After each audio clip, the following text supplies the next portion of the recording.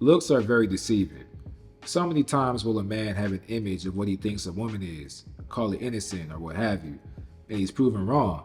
There's nothing like thinking one way about a chick and then eventually finding out and saying to yourself, damn, I didn't know she was into that.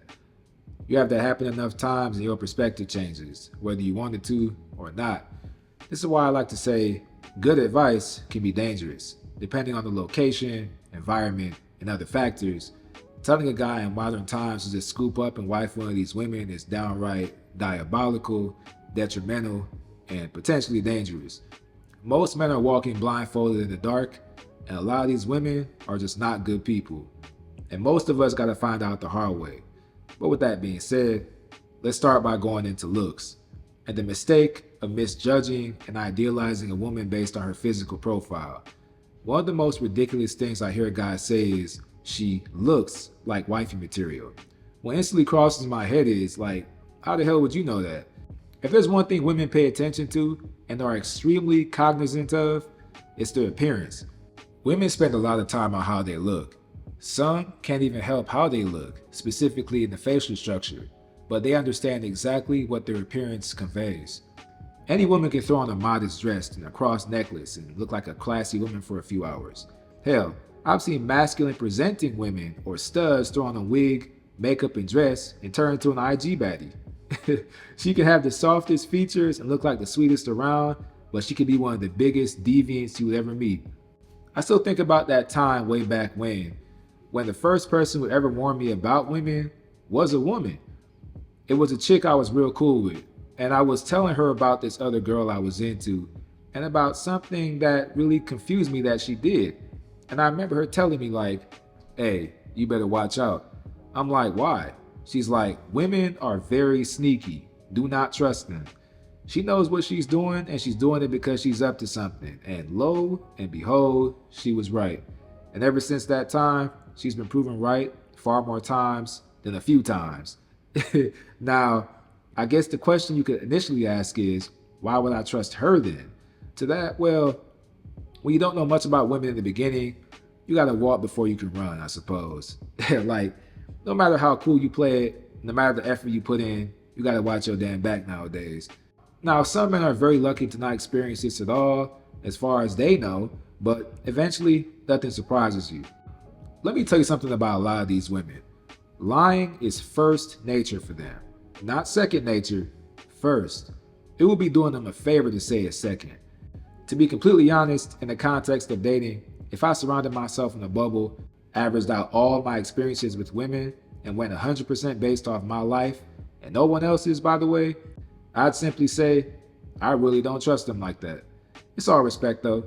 Like, I'm not calling them liars, they just be lying all the damn time. Putting blind faith in them really isn't a smart idea, especially past a certain age. The time for that is over. Short term wise, who cares? But long term, there's too many men who get bamboozled into handcuffs, and it's all downhill from there. You almost gotta look at it as, I'll trust you to bag the groceries, but you ain't touching the register. Every time, it's always something. Now, maybe I'm mistaken, but all these traits seem to be very common nowadays. Lying, sneaky, deceitful, gossipy, presumptive, accusatory, hypocritical, entitled, self-centered. You can't take your eye off a mother sucker for too long. They might feel empowered to jump bad or try something on you, whether it's texting or DMing other men, calling or FaceTiming other dudes, meeting other dudes you're not around, hugging up on a coworker, hanging on to an ex or a sneaky link or a side dude, or having like an off and on relationship while you're in a relationship. It's just all type of stuff, man. And again, I don't know how some dudes put legitimate faith into these women, truly. I just can't get there. It's like they almost always have something going on before your gullible self shows up, and they ain't giving up what they got going on, but they damn sure gonna make sure you give up what you got going on. I don't care about the occupation, the education status, or how she looks.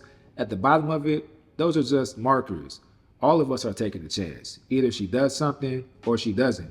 A liar isn't going to lie all the time, and a cheater isn't going to cheat all the time. These are non-continuous statuses. They aren't until they are. Men tend to think they can skirt around this by getting a less physically attractive woman, or dating a woman who went to college, or dating a woman who has a good job. But guess what? Any of them can do it. Many of them have done it, many of them will do it, and many of them are doing it. We underestimate just how much luck plays into all these things. And I'll tell you what though, it's one thing to get done dirty by a fine ass woman. The clock is always ticking with them. It's just a matter of time before they jump bad and you gotta let them go. But the ultimate level of saltiness is when you try to cheat the game by getting an unassuming woman and still end up losing.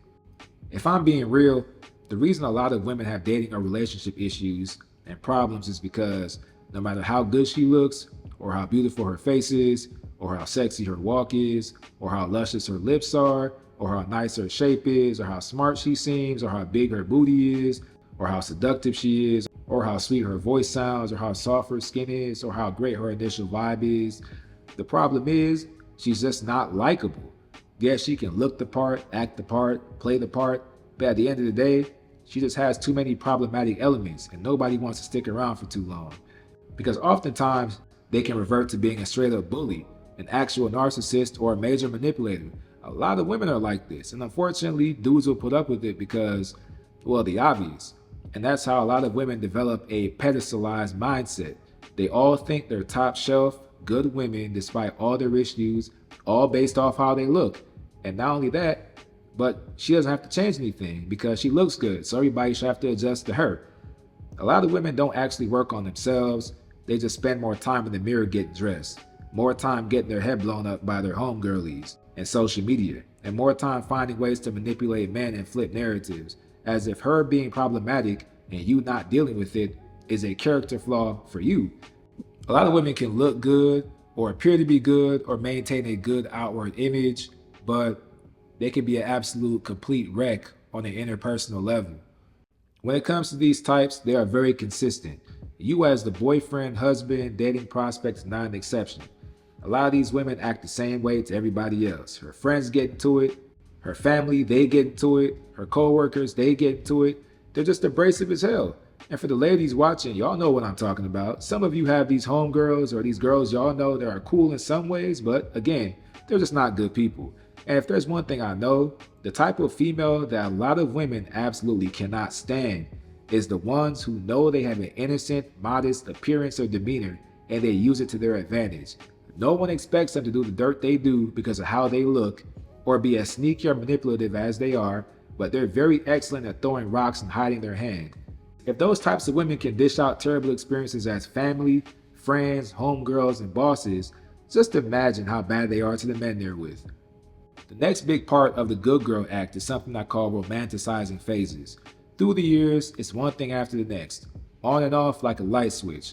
One day it's, I have my soulmate, then it's hoe phase, next it's boss girl era, then it's rich young auntie with no kids, then it's I want to be married with kids in 1 year's time, then it's I'm putting myself first era, then it's self-empowerment era, then it's celibacy era, then it's soft girl era, then it's spiritual journey and finding myself era, and then it's single girlies era again. This is why as a man, you gotta be very careful about listening to them, because a lot of them don't know what the hell they're doing or what they really want. And guys tend to think the way they found a woman is the way she's always been, and that how she appears is who she really is. And you also assume that she's gonna stay that way for good. But in reality, you just caught her in the middle of one of her phases or eras, and she's going to change inevitably. A woman might run the Good Girl Act for various reasons, and one of them could be something called mirroring. She'll act a particular way to give you the impression that she's suitable for long-term commitment, but rest assured this is all subject to change. She's doing it as a means to an end.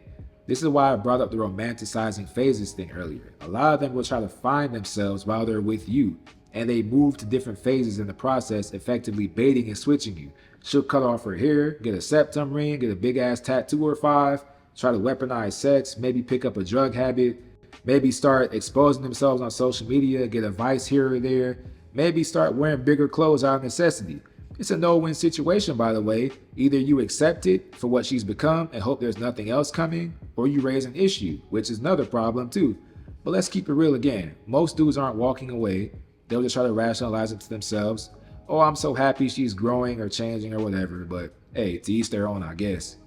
This is why the very least thing you can do is always judge a woman based on her past as far as you can confirm it, and not just what she tells you. The game is just one big lying competition for them. They lie about everything. They lie about their exes, they lie about their lifestyle, they lie about their vices, they lie about what they're doing or what they have done. Lie, lie, lie. It's funny because according to every chick ever, they've all only been with 3 guys, and they are all in long-term relationships beforehand. And they also don't know any women out here who are participating in any activities that would go against what would be considered good. Like, okay, sure.